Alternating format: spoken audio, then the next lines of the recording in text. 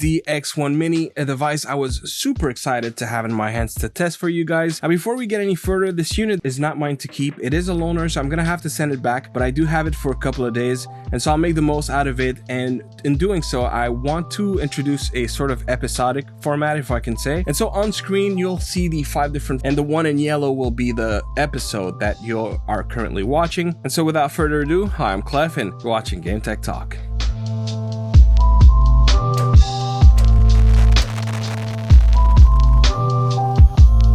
And yeah, this one is a prototype, so there's a lot of things that I don't have. For example, I don't have the keyboard, and being that this video will just be a hands-on first impression kind of thing, we're just going to talk about, what the device has to offer. As we delve into the further episodes, we'll go a little deeper into ultimately providing a full review experience so that you have a better idea of if this is something you'd want to get or not. I wanted to bring a few devices in terms of comparison. One that is kind of inevitable when thinking of the X1 Mini is the Legion Go, and one of the reasons is that it uses the exact same panel. And I have to admit, the moment I powered the X1 Mini and I got into Windows, quick pause, I just want to mention the colors you see right now look very much off, too cold, too blue. And the reason is it has nothing to do with the panel of the X1 Mini. It is entirely due to a polarizer that I use. It usually prevents reflections, but I realized when filming this type of screen, at least, it also shifts the colors. And so for future videos, I'll make sure to remove it. And if I try to color correct, it makes everything around it being wonky. So I do apologize for that. Immediately, I could tell the colors, the panel. Not only is it the same panel, I feel like they had the exact same calibration. I haven't opened the Legion Go to, look at them both at the same time. I'll keep that for the actual review. But I'm pretty sure that it's going to be a very similar kind of experience in terms of the colors. And to me, the Legion Go always had a little bit of more vibrancy in its colors. And I would say when looking at the X1 Mini, it pops. It's like the first time you see a Samsung Galaxy phone after having an iPhone for many, many years. The vibrancy of the colors on Samsung is often blown out in comparison. Some people like it, some people don't. I personally love it. I like when my colors jumps at me. Not everyone likes that because it's not necessarily reproductive of what real life looks like. But yes, I find that the Legion Go has that same kind of quality that some people like, some people don't. And here it's basically the same thing. Now, the other device I wanted to bring forward is the X1. This is the Intel model. I do have the AMD on the way, which I should have tomorrow if I'm not mistaken. So first thing, in terms of controllers, they're the exact same. So the X1 Intel, the X1 AMD, and the X1 Mini all use the same controllers. But I do find that because the X1 Mini is a little thicker, that it feels like it's more of a one unit when using these controllers on this unit compared to the X1 Intel or AMD. So this is something I actually like. And just because that controller is actually mine, and it's kind of a tight fit on this one. There you go. Immediately, this one feels way more proportionate in terms of weight. It is still a bulky handheld, don't get me wrong. Like, don't expect holding a Nintendo Switch when you hold this in your hands, but it is lighter. I feel like that would be maybe closer to what a lot of people would expect in terms of what they're comfortable with. Initially, when they came out with that concept, I wasn't too keen on, but it actually works in their favor when looking at these handhelds, the 3-in-1 X1 line. Those controllers, contrary to what you have with the Legion Go, for example, have no antenna, have no batteries, same for the Joy-Cons. So these controllers are extremely light. They don't add a lot of weight to the main unit, and because the weight is really centered, it feels very good in hand. In terms of ergonomics, I'm extremely surprised. And I'll talk a little bit more when it comes to the full review, but it's off to a great start. It's compatible with the keyboard, so just like other accessories, you do have that. But the Oculink port is at the bottom. Maybe not the ideal place for the Oculink port. One thing I would hope that they will do is to have an actual dock that works with the X1 Mini. And that is something I'd love to see, or maybe an attachment to the One X GPU that can sort of give it an extension to be able to dock the device.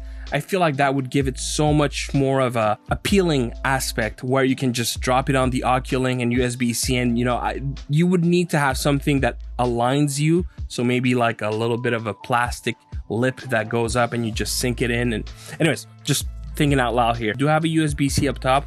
The speakers are at the bottom. volume, turbo. So very much, if you've seen the X1 Intel, X1 AMD, in terms of inputs, it looks extremely similar. You do have a kickstand, but it's not the entire surface like the X1. It's just this little kickstand. It works, but I do prefer what you have on the X1, which is much larger. Let me show you. Yeah, so basically the back cover on the X1 serves as a stand, and you know, sometimes it does come off, but never have I set it on a table that it would come off, so it's very sturdy in that sense. It looks great, 1600p panel, 144 Hz, exactly like the Legion Go. So we're just gonna jump into a game, see what it looks like in terms of performance. So I've been playing a lot of the First Descendant. I don't know if you guys have been playing this game at all. I had played the beta quite a lot, and the game has been a lot of fun so far. I've been indulging more and more into OneXP's devices. I find that, for me at least, for the time being, they seem to have the better balance when it comes to hardware quality. They have a very decent software solution, but for the most part, no matter which company you go with, you can always find external solutions like UXTU or Handheld Companion, or you have what comes bundled with GPD's devices, Motion Assistant. So you have a lot of different solutions out there, but I do find that the solution from OneXPlayer is extremely solid, and the hardware has been really, really good. Like they've impressed me a lot. And contrary to another company, they ship on time all the time. I think you know which company I'm talking about. You know, the one that has 12 different devices before they actually release one. That's not what the video is about though, so let's stay focused. All right, so right now, clearly we're under the 30 FPS mark, and I don't know what the settings are, but we are on native resolution, because by default, when you receive the device, you should only have 1600p, which of course is way too high. You know, you shouldn't expect to be driving that kind of panel with that kind of APU that we have. So for sure we'll have to, you know, make some edits when it comes to that, but I'll keep that for the review. In the meantime, I just want to go have a look at the settings, and actually, you know what, let's have a look at the, okay, so right now we're at 15 watt TDP. You know what, let's crank it up all the way to 30, see what it looks like. Oh, look at that, we're at 30 FPS. I mean, this is a very fast action game, so I don't know that I would want to play at 30 FPS, but I guess we could if we wanted. Let me go ahead and dress let me go ahead and dress Bunny real quick. That's her name, this character. Customize Descendant skins. There's go, body skin, Apex, and a head skin. And so far it's running really, really good. I'm sort of impressed that I can even achieve, and keep in mind, this is an Unreal 5 game, and I don't know if you can tell through the feed, but this is looking absolutely gorgeous. Now, here's the thing though, the way that I set my colors, the colors might seem a little blue. Okay, so I was on 1600p. There doesn't seem to be any scaling in terms of resolution, so this is full resolution. I mean, it's so, that chip is so impressive. Every time I try to like put a new game through it, and of course that's not the FPS I would want to play it on, but the fact that it can even work at 1600p at 30 FPS is shocking. And depending on the type of game that you play, like I wouldn't play an online co-op game at that low FPS, but if it was a story game and it looks really, really good, because believe me, having such a large resolution on such a small panel makes everything so crisp, so you're able to have literally the game at 10 centimeters from your face, and it's gonna look absolutely phenomenal. And that's something that is great about it. Now, for some reason, I don't know what the buttons combination is to kick up the menu, so let's just go ahead and look at, okay, so everything is at the lowest except physics and motion blur, so we're gonna take that off because I don't want motion blur. I don't know for you guys, I don't want it.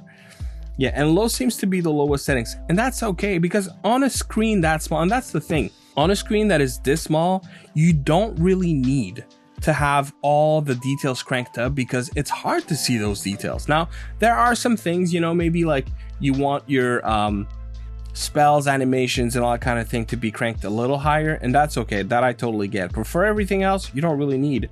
So it seems that this game doesn't have a scaling option. That's a little unfortunate. I was hoping to use that to try to push it like 800p type of thing to see the performance and what it looks like. But yeah, that probably wasn't the best game to test that out.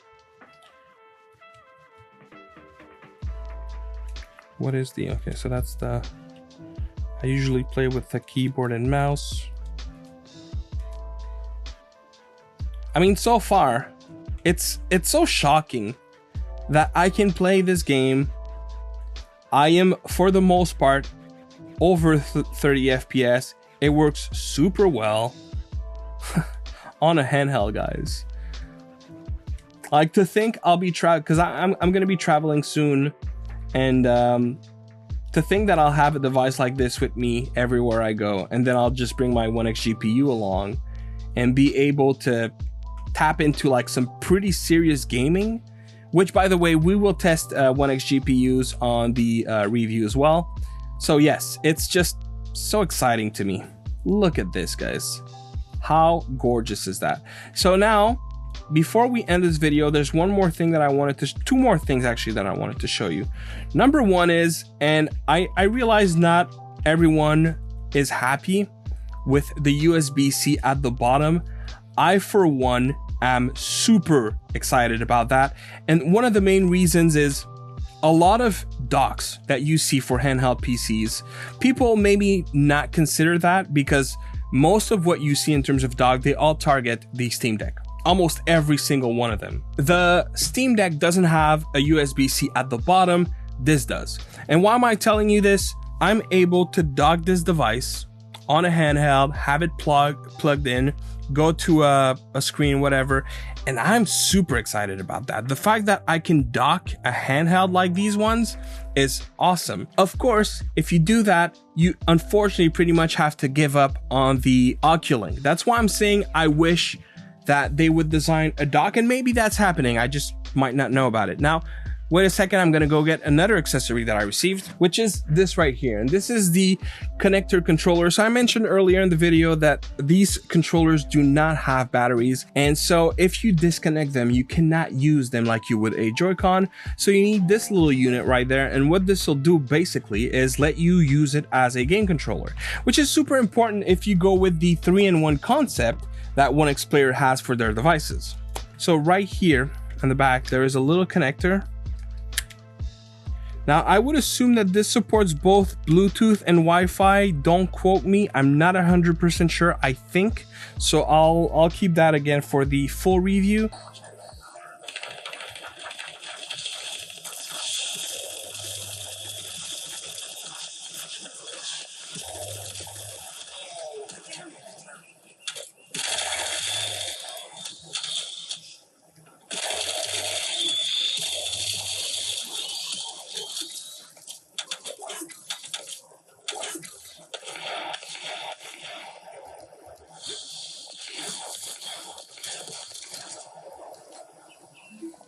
Much like the X1 Intel, the sound is really, really good. It's extremely full and rich.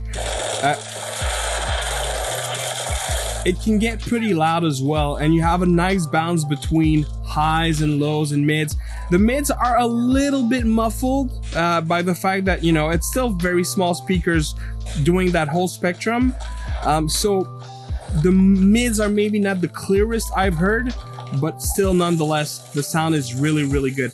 Here I am talking over this music. I hope you guys will be able to pick up on what I'm saying. Otherwise, it's going to be footage loss. But yes, sounds really good. I have to say, I was super happy with the X1 in terms of a 3-in-1 concept. This makes it so much more cool. This is a lot of fun. This again sells me the 3-in-1 idea even more. That is really, really cool. I really like how this works, and it just connected, and it's still a very light controller because, again, the weight is all in the center with where you find the battery, and controllers like these, they don't need a lot of batteries, and you're not missing any features. I have the rumble.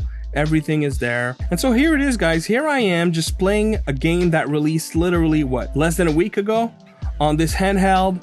that works beautifully. I'm not even trying to like lower the resolution. I can just play without any changes. However, on your unit, would you want to make sure you have 800p and 1200p resolutions? 100%, and I'll make sure to cover that in a future video. But it's not necessarily something you'll have to do every single time. And yes, just how crazy is that, guys? How crazy.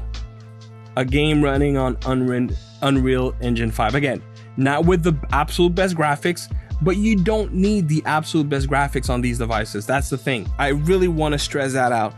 You have seen with your own eyes the Legion Go, and you see this and you think, wait, this is the same panel? It looks nothing alike. That is not because of the panel. That is because of my colors, the way I set my cameras. That's the only reason why, because I assure you, to the naked eye, it looks exactly like the panel from the Legion Go, and I'll make sure to test it further for the actual review. And so this is it, guys, for me. On the next episode, I'm gonna have a full showcase of games, and that's really where we'll focus and, you know, put some FPS so that you have a better idea of performance and a few selected titles using different TDPs and whatnot. And so, guys, I hope this gets you excited for the X1 Mini, or if you have questions, or maybe you're thinking of buying it, let me know in the comment box, because these videos is just me going heads on into creating them day after day for 5 days, very intensive. And so if you have questions, now is the time, so that I can make sure to add them to the final review. But if not, rest assured that I'll be happy to answer those questions. And so that was the end of episode 1. Tune in for episode 2. If it is available, I'll put it up here. And if not, I'll see you on the next one. Peace.